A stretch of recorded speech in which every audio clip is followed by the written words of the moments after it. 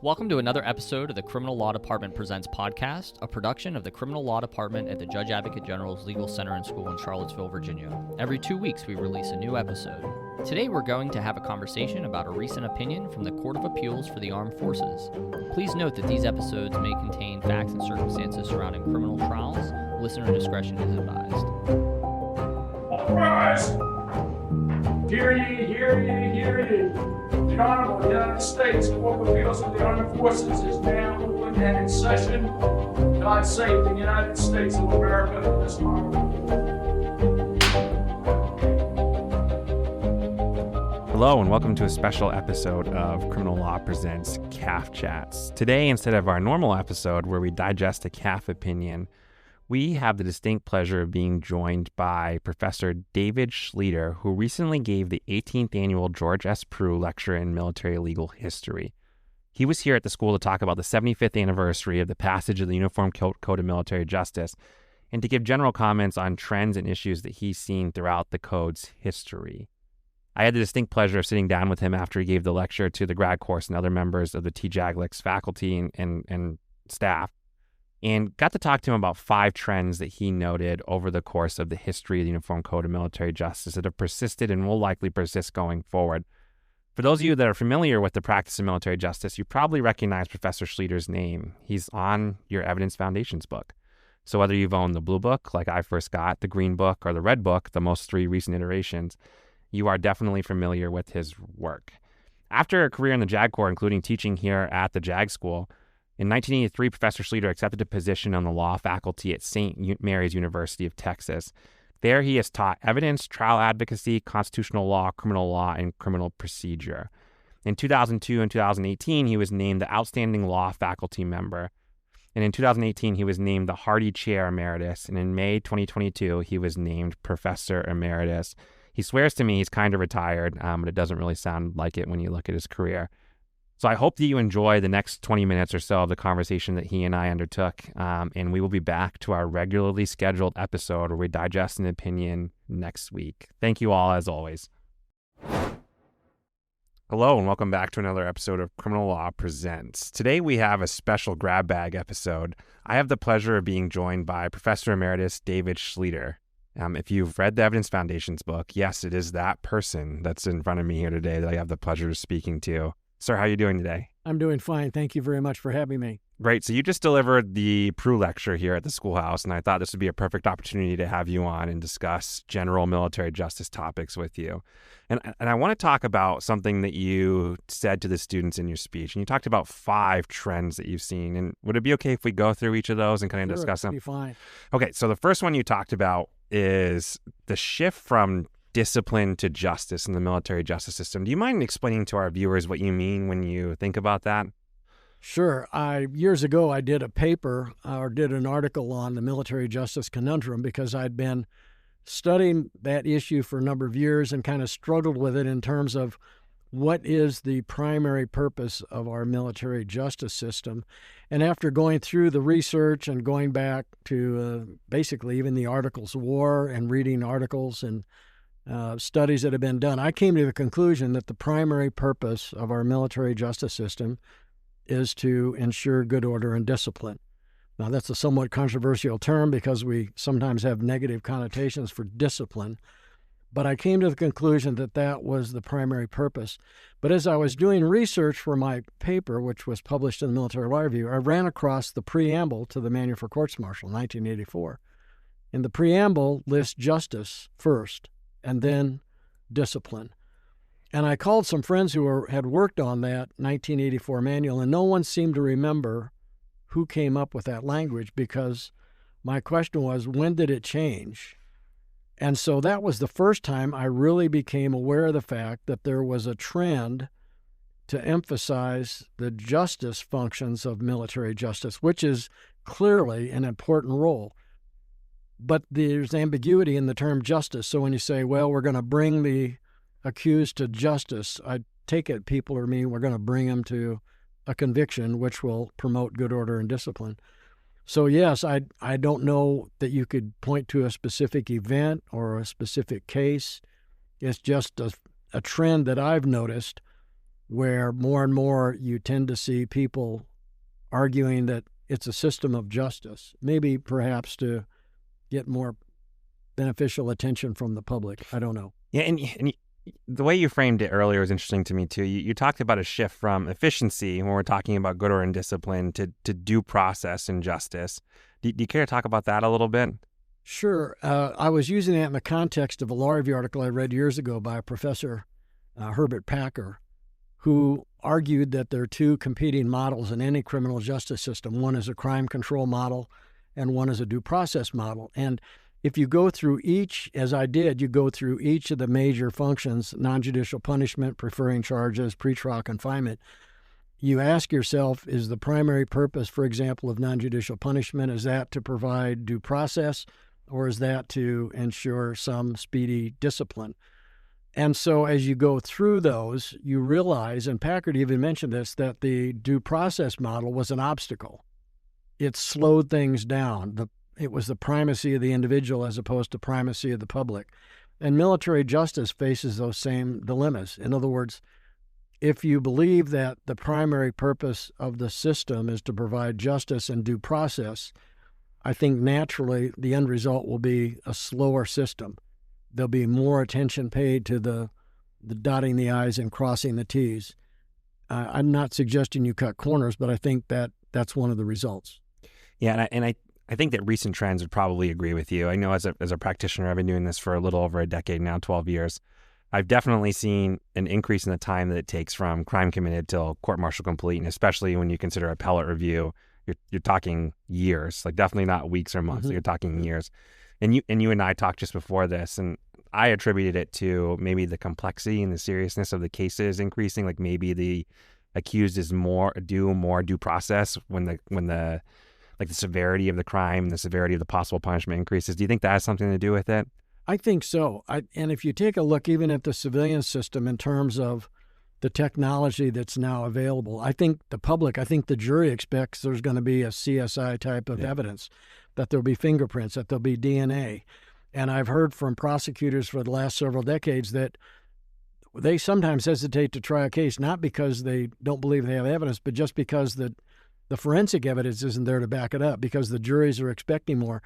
And I can imagine the same would be true in the military. And the defense counsel know that they could argue constitutional protections to the military judge to have access to not only one expert, but perhaps two experts at government expense. And so by the time you work through all that, you're losing weeks. Then you have to deal, I think, as you mentioned, with the schedule of the expert. But it's all part of that due process approach. And I think the public demands it. I mean, if I were defense counsel right now in the military, I would ask for every ounce of protection that my client was entitled to, including those benefits, even if it costs time. Time is on my side as a defense counsel, as we talked about. Yeah, and I think in any legitimate system, like, you have to make sure that we're doing it right. So I 100% on board with you there. Okay, shifting to your second point and trend that you've seen over the course and the greater topic of the course of the history of the UCMJ and the changes. You talked about a shift from a command-centric focus to a lawyer-centric focus. Yes. Care to explain that a little bit more? Yes, I think that the role of the commander today is definitely much more diminished than it was even 10, 15, 20 years ago. When I was on active duty in the 70s and prosecuting cases at Fort Belvoir, I took the position that my client was the commander. I was the JAG, and I gave him the best legal advice that I possibly could. But the ultimate decision as to whether to hit the start button on a court-martial was in the hands of the commander. That's pretty much gone today. I think the public expects that lawyers are going to drive the system. And what really has been curious to me is whether lawyers wearing uniforms have actually promoted the use of lawyers in the system. In other words, we're pretty good at looking after our own interest. And I think, and I've also talked with senior commanders who say, I'm going to call my judge to find out what to do, and I'm going to follow that person's advice. And so one of the side effects of gaining the trust of a commander is that commanders go increasingly to the JAGs. In fact, here at the JAG school for decades, we've had the Senior Officer Legal Orientation course. And the evaluations in that course are usually very high because individuals who are taking battalion or brigades are more than happy to know that they've got smart lawyers there to help them stay out of trouble. And I think that simply promotes this idea that lawyers should have more of a say. Plus, you have the expansion of the role of military judges. Back in the day, military judges generally didn't have any authority to act on a case until after referral of the charges. Now, thanks to amendments to UCMJ, military judges are involved at a very early stage, dealing with pretrial matters, issuing subpoenas, dealing with motions to quash subpoenas. So I think it's been a conglomeration of things. I don't want to say it was just the lawyers expanding their own role. It was actually changes in the UCMJ that helped. I mean, and one of those big ones that comes immediately to my mind is the creation of the Office of Special Trial Counsel. I mean, you have lawyers directly making charging and referral decisions. So, I mean, Absolutely. There's definitely been, even in recent years, and I agree with you, that the role of the military judges has kind of increased exponentially when it comes to pretrial matters. We'll be curious to see where it goes over the course of the next few years. And something that I remember in the debate, and I was generally opposed to the Office of Special Trial Counsel. I thought it was a mistake to bifurcate our system. I saw it slowing things down. I anticipated a kind of an ivory tower approach, where major decisions would be made outside the local command. But I know that the pushback on that was that there were very few so-called convening authorities. There were some retired JAGs who said, well, you're only dealing with a handful of general court-martial convening authorities. And I said, no, the way the system is going to work is that all commanders in the chain of command are going to be cut out. In other words, currently, if it's not one of the covered offenses, you get a company commander weighing in, you get battalion commander, brigade commander, and finally the division commander or installation commander. And so it's not just the final convening authority who would be cut out of the system. It would be all the lower ranking commanders who might have a say. And I always thought that was a good idea. In other words, you had the benefit, if you're the commanding general, you're getting the views of the subordinate commanders who are closer to the situation as to their recommendations. So under the new system, they're all gone. Yeah, it's definitely a sea change. It will be interesting to see what kind of effect that has over the course of the next few years. We're about 18 months in right now, so still some lessons to learn. Indeed. For sure. Okay, third point. So UCI, unlawful command influence, always kind of existed in the system, always kind of there as a specter. What do you think of it as a general trend in military justice? I think it's going to continue. I find it personally very frustrating. I think, as I shared this morning, when I read cases about UCI, so many of those cases are avoidable. It was just a slip of the tongue. It was somebody not thinking ahead. It was somebody not paying attention to the fact that whatever they said might have an impact. Maybe it was an informal setting, then the word gets back that the old man wants to see a conviction in this case, and it's not what he intended, but then you have a problem of it being litigated. So, the court said decades ago that UCI was a mortal enemy of military justice, and I couldn't agree more. And I think my level of frustration is that I don't know that there is an easy fix. In my speech, I mentioned, well, maybe one way to try to stem it is to reverse more cases. That if you do find that it took place, you presume prejudice. And that would mean that guilty people would walk free. So that's not a good solution. And I think what's going to take place is somebody needs to keep analyzing this, because, as I mentioned, Professor Morgan, who was, the architect of the UCMJ in 1950, himself in an article years later said, if the military can't get rid of UCI, then maybe the only solution is to shift everything over to civilian prosecutors. Yeah, and it does seem to pop up on the radar every once in a while. I can think of 2 CAF cases over the course of the last 5 years or so where it's featured front and center, maybe 3 if you go back to Bergdahl. But yes, and so the statutes have obviously changed on this a little bit, and so the way to grapple with UCI is very different. So with the changes to Article 37 and with Article 59 Alpha kind of always being there, what those mean for the audience is you have to prove individual prejudice to an individual accused. Yes. And we talk about UCI, we're always talking about 2 concepts. There's actual UCI where you talk about where the commander's like, this person needs to go to jail. Like that seems to be pretty evident that that's a prejudice to the accused. Mm-hmm. I think where the problem lies is when you have apparent UCI and it's harm to the system. And I know you and I talked about what do you do when you have to show prejudice to an individual, but it's harm to the system. So unless something changes, maybe with the statutory code, or the courts find a way to analyze it differently, where they're finding that individualized harm, it will be interesting how that plays out over the course of the next few years. It is, and I was always curious as to why Congress would want to. You see this trend away from the commanders, and yet that amendment actually tends to protect the commander. For sure. And I don't know that they did that intentionally. It may be that someone, and I don't know the legislative history, that someone was offended that there was such a thing as apparent unlawful command influence, and that a defendant might walk free because the system looked bad. And I would argue that the way the system looks is critical to the public's confidence in the military justice system. And it's not like it's not like a unique way or a unique lens to view cases through. Like, we have other tests that are similar to that. The one that comes immediately to mind is when they're looking at judicial disqualifications and they take the Liljeburg factors. And like the third is, what would the public think when they're looking in from an outside view? Absolutely. So I get how there can be harm to the system and how that can affect an individual court-martial. So, I mean, there's a balance that needs to be done. And I agree with that. In fact, I didn't touch on that in terms of, the decision that a judge would make as to whether to stay on a case. I feel very strongly that if there's even a hint of a problem, the judge should recuse herself or himself, because you're really affecting the entire system. So for me, maybe you've gotten this idea.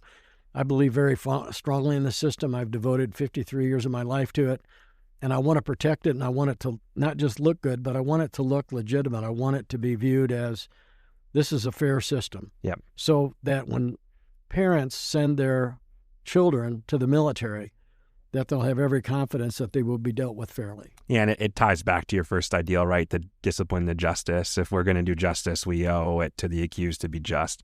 No, yes, sir, I agree 100%. Okay, finally, I know I said 5 points. We're really only going to talk about 4. The last trend you talked about was the increasing complexity in the military justice system. Yes. As a practitioner, I tend to think we try complex cases. I mean, I hope that that's true. But do you care to talk about that some? Yes, I wasn't really thinking so much about complex cases. I was thinking about the complex system that we use to investigate and try the cases. And I really hadn't given much attention to this until several years ago when I read a law review article about the complexities in the United States Code, and the author used logarithms to demonstrate mathematically how complex the United States Code is. And, part of that is that it's been amended so many times over the years. It's not like there is a single committee that sits down and says, all right, how are we going to fix this? Yeah. And so it just keeps getting added to. It's like that house on a hill that ends up with 30 rooms and 6 garages and, numerous stairways, and nobody really thinks about what it's going to look like. And I think there's a danger in letting complexity get out of control. And I use several examples. Complexity can arise from ambiguity. It can arise from competing provisions. It can arise from a general rule followed by 3 exceptions, and then exceptions to the exceptions and exclusions to the exceptions. You know what I'm talking about. You sound like the rules of evidence. It's what you're talking about. Right. And I didn't create them. I'm just teacher. But it's so true. I try to find a way to take the complex and make it simple. So I've given more thought to it, and I recently read a law review article where the author said that the issue of complexity is complex. And he really had a very negative attitude, and he said, based on all of this, and he gave examples of complexity, he said, I don't see any solution. I think the solution is that whoever's in charge of drafting the manual, the regulations, thinks carefully about unintended consequences and looks carefully at all the provisions that may, lead into it, so that if you are going to change a regulation or a statute, you really have to spend time looking at what might happen if you pass it in terms of the complexity. Because I'm afraid what happens is we're all just cutting the wood put in front of us. And so if you give me, I'm an action officer, and say, Schlueter, draft this amendment. My job is to get you the amendment and not to question why or reason or try to argue as to why it's not needed. Yeah, and it's especially interesting in our system where you have, really 2 competing branches of the government that are prescribing the way we have to do things, because you have the code, which of course is Congress-based. Then you have the implementation in the RCMs and the MREs, which are executive based. And when they don't talk to each other, which we've seen because Congress is piecemealing changes to the UCMJ, Yes. and the president's piecemealing changes to the RCMs, and when they don't coalesce like entirely accurately, like there are problems that arise, and we've seen that like as there's been major changes, like the statute of limitations issue that came up 5-7 years ago in Adams and McPherson. We see the post-trial action being taken in Brubaker Escobar. I mean, there are gaps that need to be filled. Yes, sir, I 100% agree that we need to. So we're in agreement. It is a complex system. And I have no idea what I'm doing most days. It's just the way I look at it. Well, don't lose faith. Just hang in there. Yeah, maybe one day I'll get it. We'll see. Well, sir, thank you for the sit down. Like, that was hopefully very interesting for the listeners. I know it's very fascinating for me. I always like to talk broader justice principles. So thank you very much for the opportunity. It's my pleasure. I'm honored to be here with you today. Thank you. And for the listeners, we will catch you next time on a regularly scheduled episode of CAF Chats. Thank you as always for listening.